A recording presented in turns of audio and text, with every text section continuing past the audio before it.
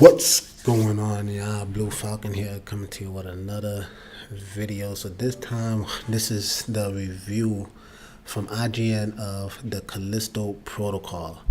Now, you guys, this is actually the first time I'm doing a reaction live.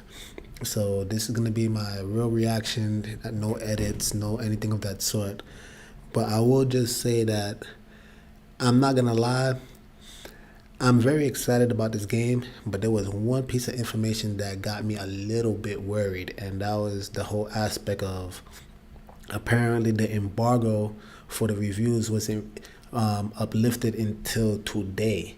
So that's always kind of weird whenever a game developer doesn't want to release the actual review until the last minute. So I hope that didn't affect the game, but let's actually see what is going on.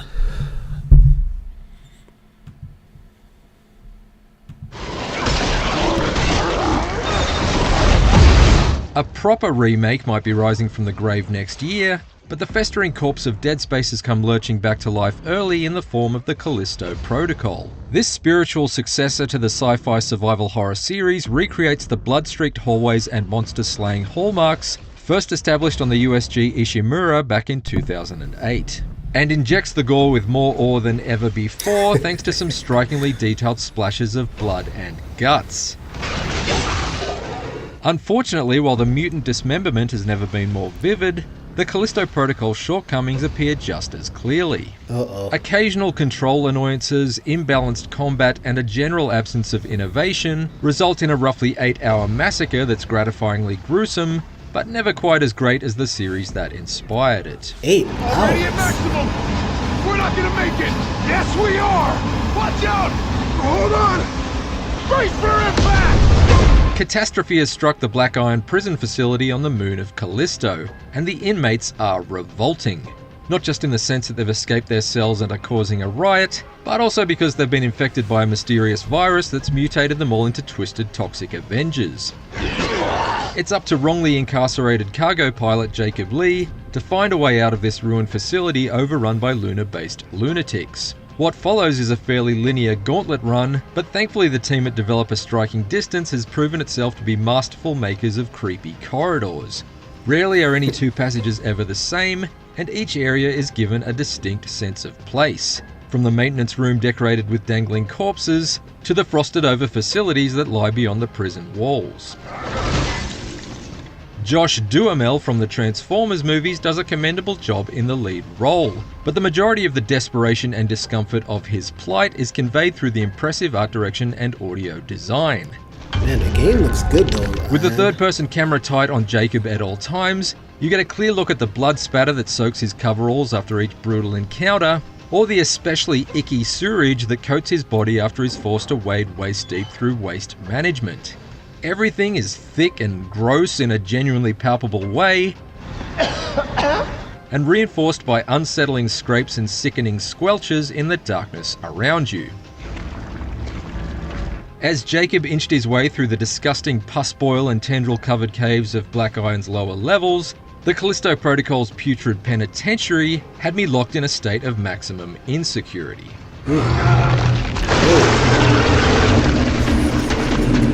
Max, we got trouble.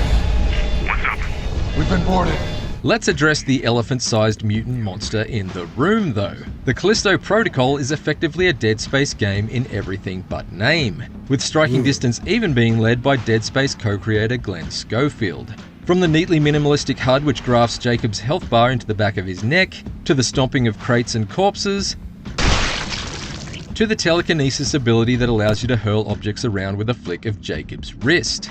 There's even evidence of a mysterious religious cult that's somehow involved in the outbreak, and instructions on how to kill enemies left in blood smeared on the walls. It stops short of introducing Isaac Clarke's stasis ability, and swaps his collection of weaponized mining implements for a more conventional arsenal of pistols and shotguns, but it otherwise feels very familiar, and as someone who's played all of the Dead Space games, it made for a campaign that was reasonably heavy on jump scares but light on any major story or gameplay surprises. The biggest deviation that the Callisto Protocol makes from Dead Space's terror-fueled template is its increased emphasis on melee combat. at least during the opening hours. Yeah. With weapons and ammunition initially scarce, dispatching each snarling cellmate demands that you lure them into an uncomfortably close proximity, sway out of the way of their clawing attacks, and then counter with a flurry of blows. The thumbstick-based dodging and blocking of incoming attacks feels a bit like ducking and weaving in a boxing game, except your opponent is less Holyfield and more like holy shit. And it feels satisfyingly weighty to bash their limbs off one by one and cave their skulls in. Even as Jacob's arsenal grows, melee combat remains a smart way to conserve ammo, since every successful combo string you land opens up a brief window to perform a skill shot, allowing you to automatically lock onto a weak spot with your firearm and down them in a few shots instead of a full clip. I enjoyed the risk-reward choice involved in getting up close and personal, rather than trying to more safely pick enemies off from afar, not least because the already tight in-camera pulls in even closer to really highlight the carnage, as you administer each infected inmate with a lethal injection of hot lead.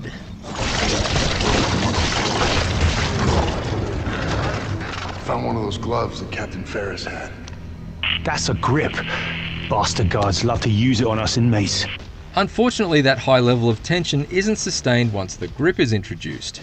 Powerful enough to lift most enemies into the air, this gravity-defying gauntlet can certainly make for some dynamic combat encounters, particularly in tandem with the various death traps and volatile objects that are handily positioned around most areas.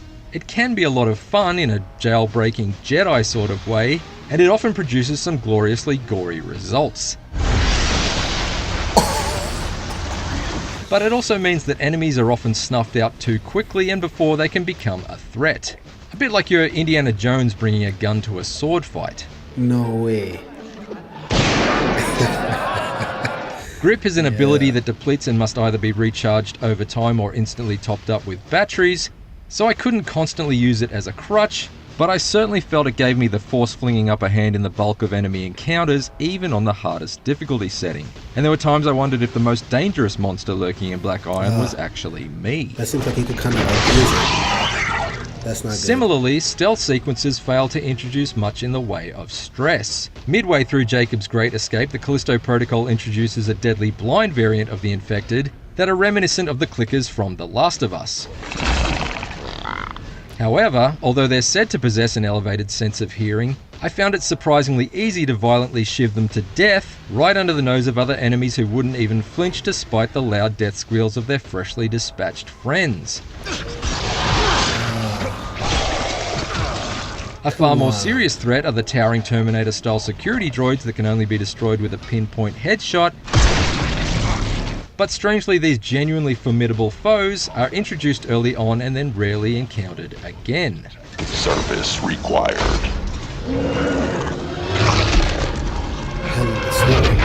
That's not to say there isn't a healthy variety of enemy types to tackle in the Callisto Protocol. Although they embody a fairly customary set of survival horror archetypes, they all look wonderfully repulsive, and even better when you're making Space Jam out of their space guts. Before too long, basic enemy grunts are able to regenerate, transforming into more resilient brutes if you wound them without finishing them off completely, which brings a welcome sense of urgency to fights with groups of agitated foes. This is perhaps best exemplified by a late-game ride on an underground drilling platform, with hordes of attackers that set upon you from all sides and instantly power up as a result of being lashed by the shards of flying rock. It's definitely one of the most heart rate ratcheting sequences of the entire journey. But elsewhere, my anxiety was stirred by the surprisingly slow so-called quick weapon swap function, which routinely let me down during the repeated fights against this twin-headed mini-boss. The animation of Jacob holstering a weapon and drawing another is too long and can be accidentally interrupted, meaning there were many times I'd start a weapon switch but perform a dodge to evade an attack immediately afterwards, and then spring back up into a shooting stance to find myself still armed with the exact same empty weapon I was trying to holster. Control issues aside, the Callisto Protocol's handful of boss fights are disappointingly one-dimensional and never really blew my mind, although they certainly smashed Jacob's skull on a number of occasions. I'm not gonna lie, guys. I'm sensing a 7. These samey boss encounters aren't the only things overused in the Callisto Protocol either. The same can be said of many of the attempted jump scares. Having a facehugger leap out of the locker you're searching is certainly startling the first time, but by the 6th or 7th time it feels like you're being forced to endure the same repeated office pranks of an alien April Fool's Day.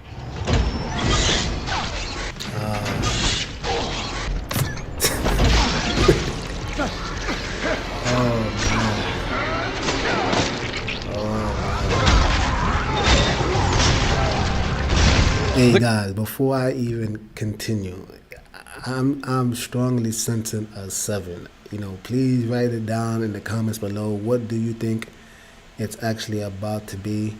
But I don't know. I've just heard a little bit too much bad than good. Well, let's see. The Callisto Protocol is a supremely atmospheric and action-heavy tour through a spectacular slaughterhouse set in distant space.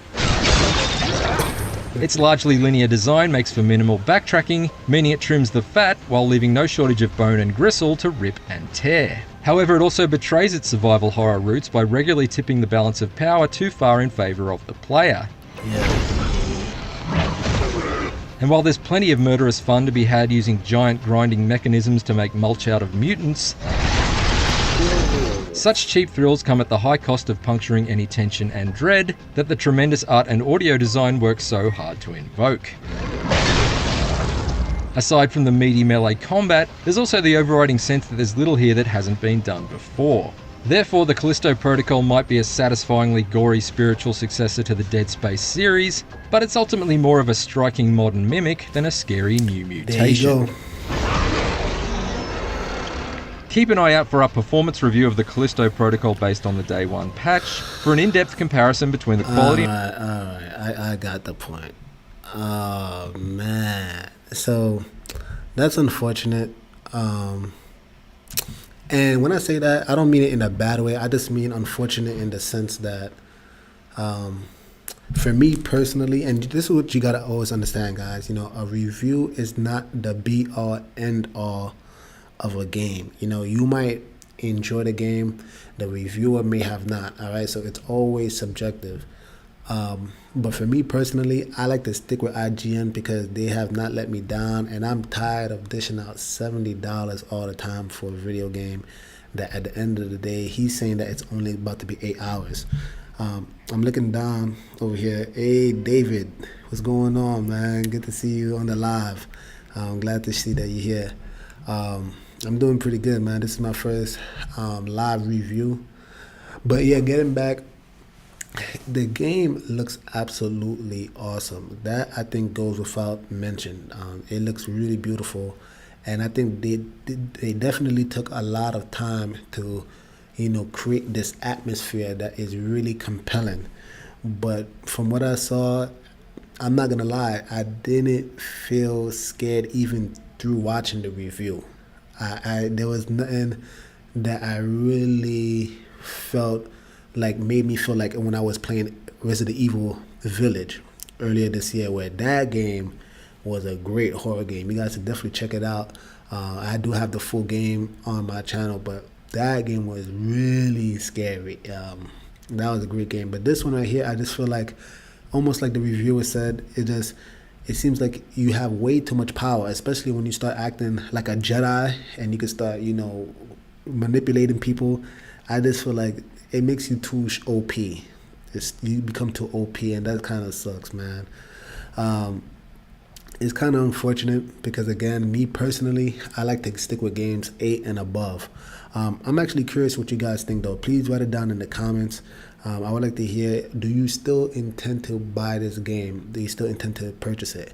And also, I would like to know, maybe you guys can help me out, because now that it did get a 7, I'm willing to play it, but only if there's enough hype for it from this channel. I know I wanted to play the Sonic Frontiers because, you know, I hear that's like the best Sonic game in a long time, so I did want to get that. But, you know, you either go for something that, I won't say more realistic because it's still sci-fi at the end of the day, but you have something that looks a little bit closer to reality versus something that's clearly more childish. You know, it's a hedgehog running fast.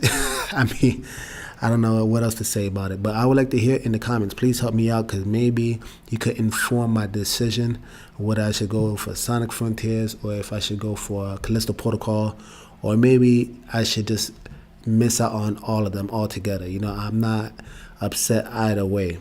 But anyway, guys, I wasn't planning on making this too long. Again, this is just me trying for the first time a live reaction. If you liked it, please smash that like button. If you are new to the channel, please subscribe, and please hit that notification bell so that you're notified anytime I come on with new videos. If you like the new format, please let me know, guys. With that being said, Blue Falcon over and out. Game hard, y'all.